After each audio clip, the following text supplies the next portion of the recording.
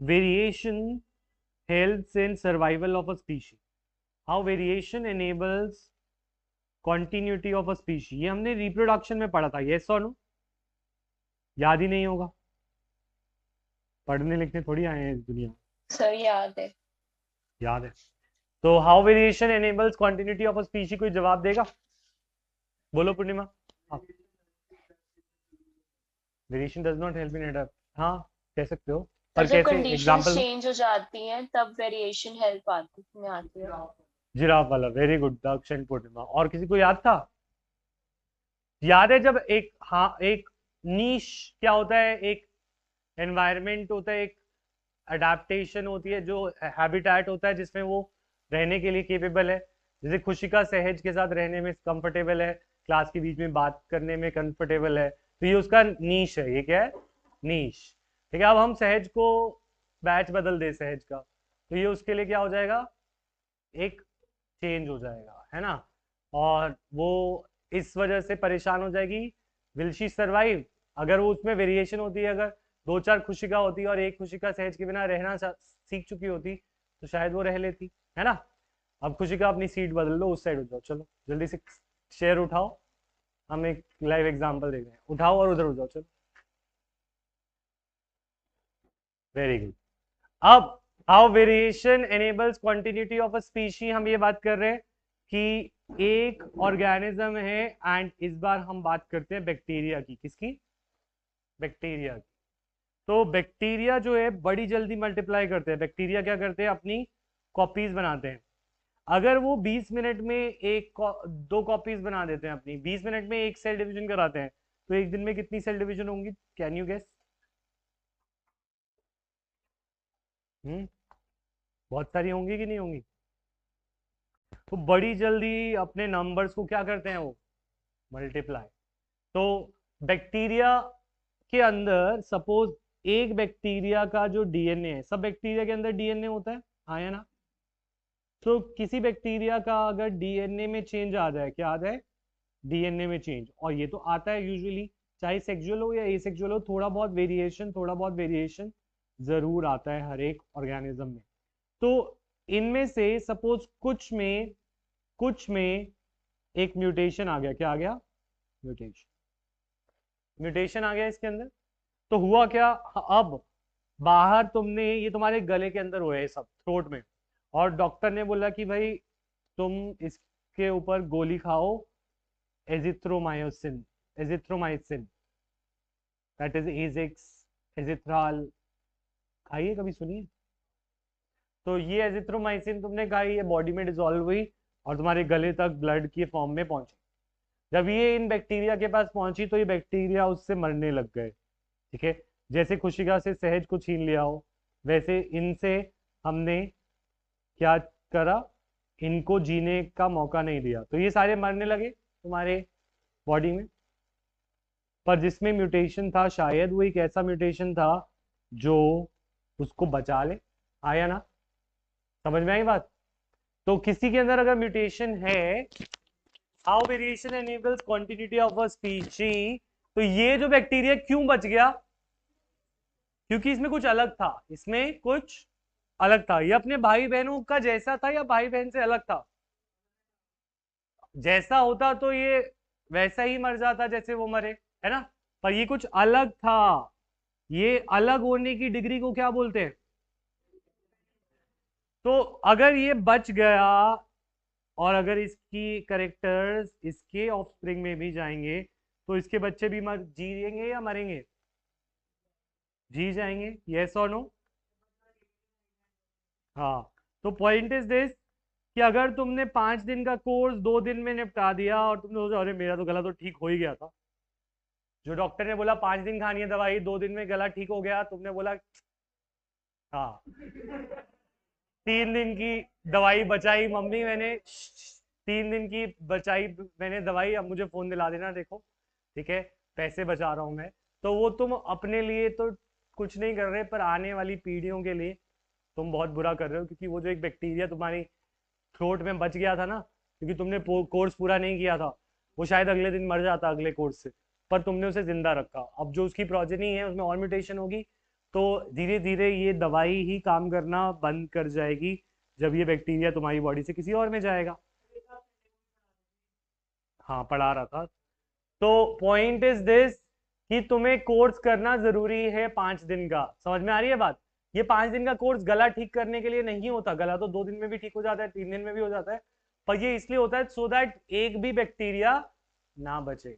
ठीक है, और वो बैक्टीरिया अगर बच जाए तो वो रेजिस्टेंट हो जाएगा, और वो रेजिस्टेंट हो जाएगा तो हमारी मार्केट से ये बनने वाली जो मेडिसिन है, ये मेडिसिन काम आना ही बंद हो जाएगी, और फिर नई मेडिसिन बनाने में लाखों करोड़ों डॉलर लग जाएंगे। तो तुम चाहते हो कि ऐसा हो, क्योंकि अगर ऐसा हुआ तो प्रॉब्लम बढ़ जाएंगी। तो variation enables continuity of a species. Bacteria आज भी जिंदा क्यों है जो गला खराब कर रहा है? पहली दवाई से ही मर जाना चाहिए था, क्योंकि वो क्या कर लेता है? वेरिएशन। क्या कर लेता है? वेरिएशन।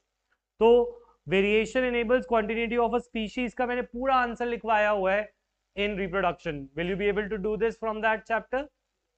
ठीक है, तो ये क्वेश्चन वेरी वेरी इंपॉर्टेंट, आने के 90% चांस इस क्वेश्चन के हैं, क्योंकि दोनों चैप्टर में आता है।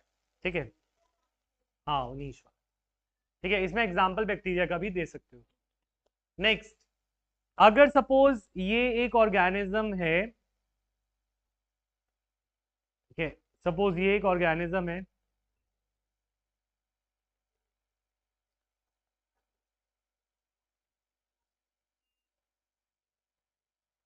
ये कोई एक ऑर्गेनिज्म है, ठीक है, मान लेते। ठीक है, अब जब ये रिप्रोड्यूस करा, ये क्या करा? रिप्रोड्यूस। ये डायग्राम तुम्हें बनाना है। ठीक है, सपोज ये रिप्रोड्यूस करा, तो ये रिप्रोड्यूस करके इसकी 2 प्रोजेनी बनी। इसकी क्या बनी? प्रोजेनी। ठीक है, अब इसके एक में कुछ म्यूटेशन था जिसकी वजह से कोई चेंज आ गया, दूसरे में कुछ और म्यूटेशन था, दूसरे में चलो सपोज कोई म्यूटेशन नहीं था, वो बिल्कुल वैसा था, वेरिएशन इसमें नहीं था। अच्छा, फिर बात नहीं, फिर ये आगे रिप्रोड्यूस करे, और तो जब ये रिप्रोड्यूस करे, ठीक है,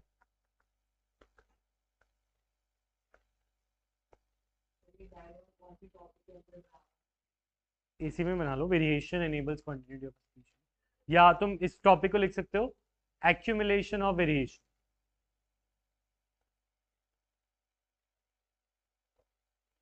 ठीक है, ये फिर रिप्रोड्यूस किया, और क्योंकि इसके अंदर कुछ वेरिएशन था, तो इसकी प्रोजेनी में भी वो वेरिएशन होगा, हाँ या ना?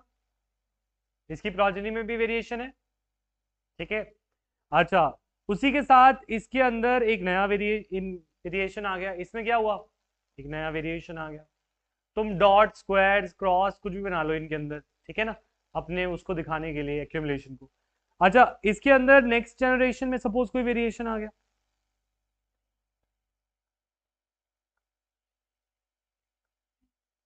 ठीक है, इसके अंदर भी वेरिएशन आ गया।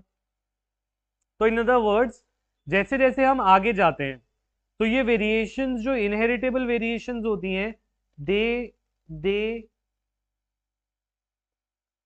एड अप, वो एक्यूमुलेट होती जाती हैं। वो क्या होती जाती हैं? एक्यूमुलेट। जो तुम्हारे ग्रैंड पेरेंट के अंदर चेंजेस थे, जो तुम्हारे पेरेंट के अंदर चेंजेस थे, और सपोज जो तुम्हारे अंदर चेंजेस आ रहे हैं, वो सारे एड अप हो जाएंगे। वो सारे क्या हो जाएंगे? Add up. तो देखो, ये पेरेंट था, इसमें कोई वेरिएशन नहीं था, मानते हैं, सपोज ये हमारा नॉर्मल था, तो इसके अंदर हाथ में वेरिएशन आया, इसके अंदर बाकी सारी प्रोजेनी में इसके हाथ की वेरिएशन चली कॉन्टिन्यूस, यस और नो? क्योंकि ये उसकी हेरिडिटी में है। ये कैसे आया? उसकी हेरिडिटी में। फिर नेक्स्ट जनरेशन में एक और उसका पेट ग्रीन हो गया, तो इसके आगे वाले ऑफस्प्रिंग के भी पेट ग्रीन होंगे। समझ में आ रही है बात?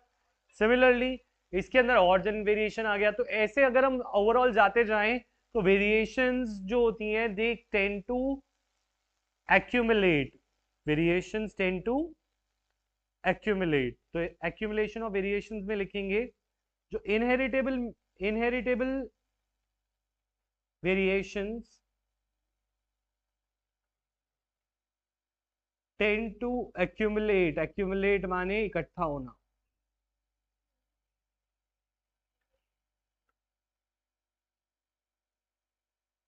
Inheritable variations tend to accumulate, which leads to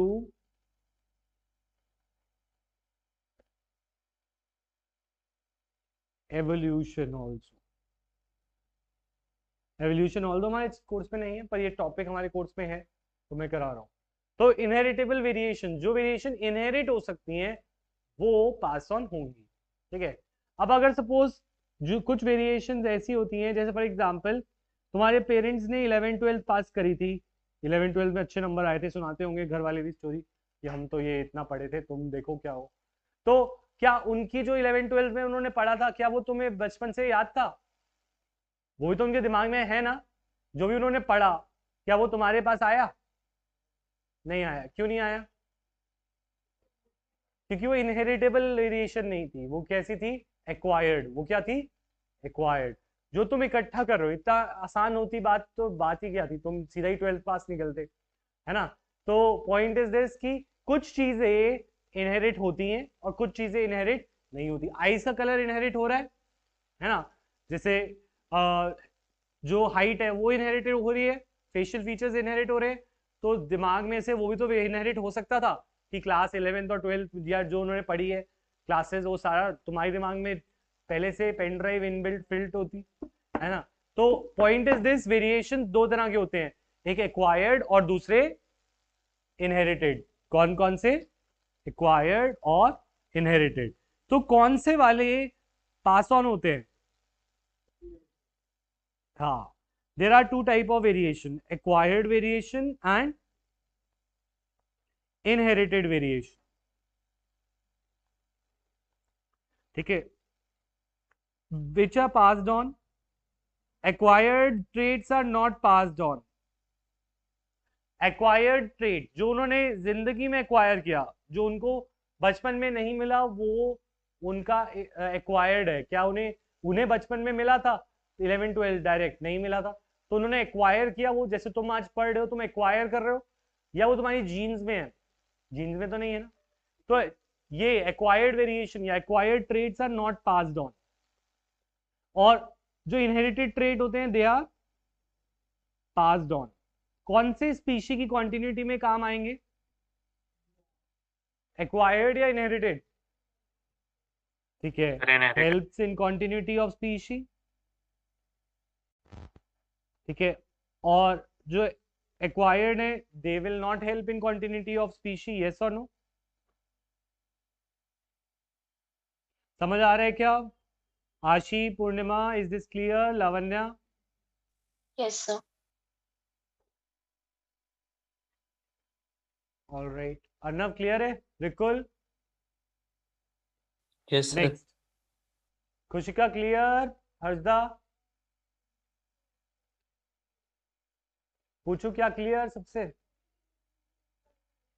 trait, variation यहाँ पे ट्रेट भी बोल सकते हैं, ठीक है। ड्रॉ कर लिया सबने? बढ़े आगे।